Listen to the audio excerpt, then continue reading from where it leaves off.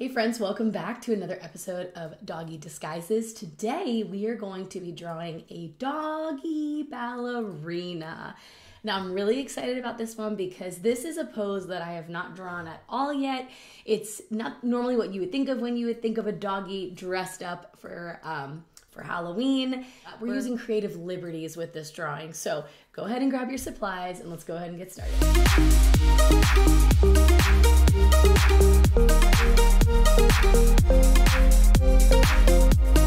This one is another request from my 3-year-old.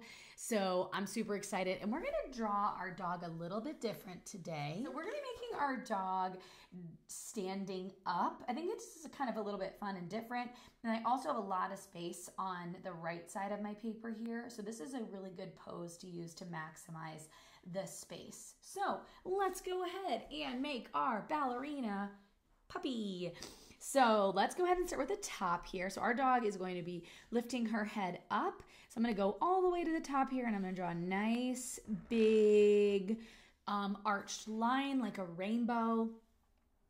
And then I'm going to draw a curve and a curve going in. And then 2 lines that kind of curve and get a little bit smaller. Now this looks a little bit weird. So let's go ahead and make the nose. So I did a curve, but you know what? Maybe I'll do like a really wide V. And let's just draw 2 little curves going out. This is our dog smiling, looking up into the air here.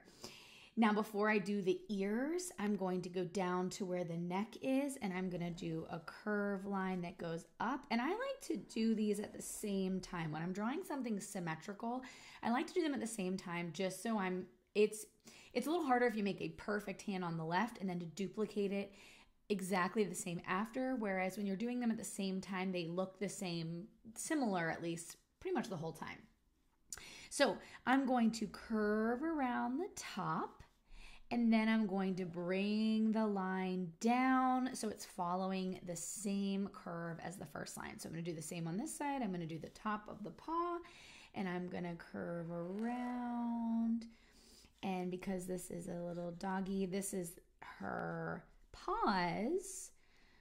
I'll do a bigger circle and then 3 dots at the top.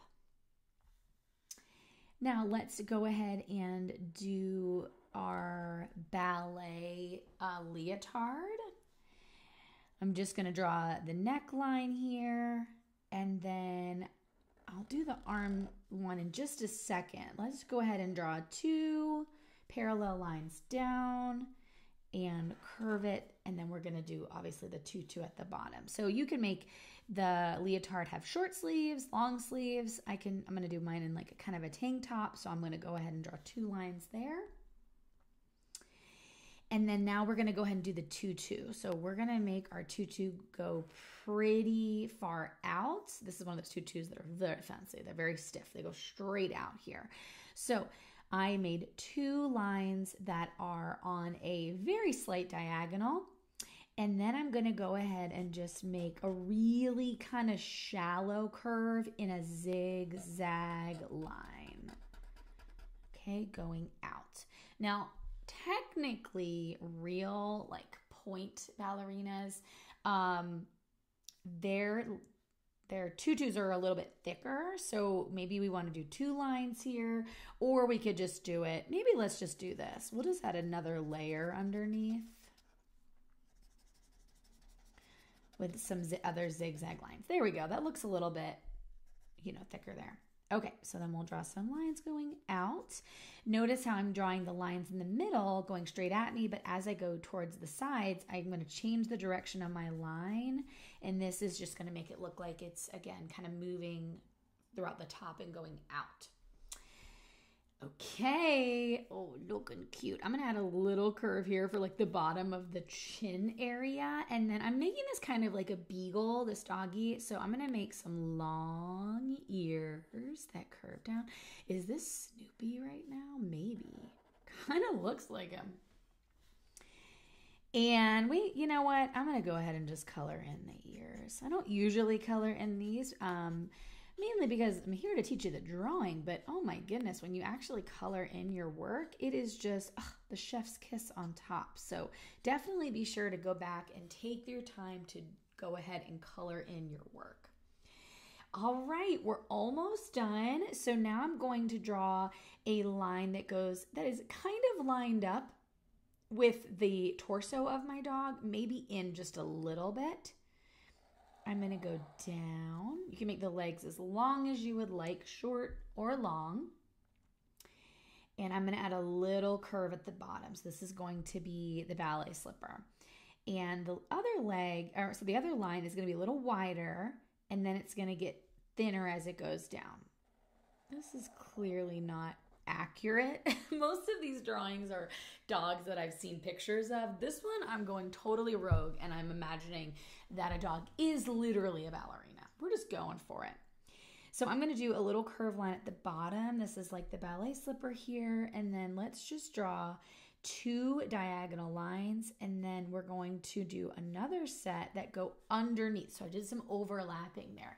I'm going to do another set. Let me show you again how I do this. So I'm going to draw 2 diagonal lines, and then I'm going to draw a line going up like an X, and then I pick up my marker right where it looks like I'm going to go underneath, and I just continue it. And that, my friends, is how you make it look like you are overlapping. Something is going behind something else. Now, I can make this leg going out. I could make them going down, really whatever you want. I think I'm going to make the other leg kind of bending out and coming back in. So I'm going to draw a line that goes out and in, out, and then I'm going to just pause a little bit right here. I'm going to make it look a little bit more like an actual ballet slipper. So I'm going to curve out for the heel and then go down and bring it down to the point. It's a little bit distorted. It's fine. It's all good. Do the best that you can. This is like totally a human leg.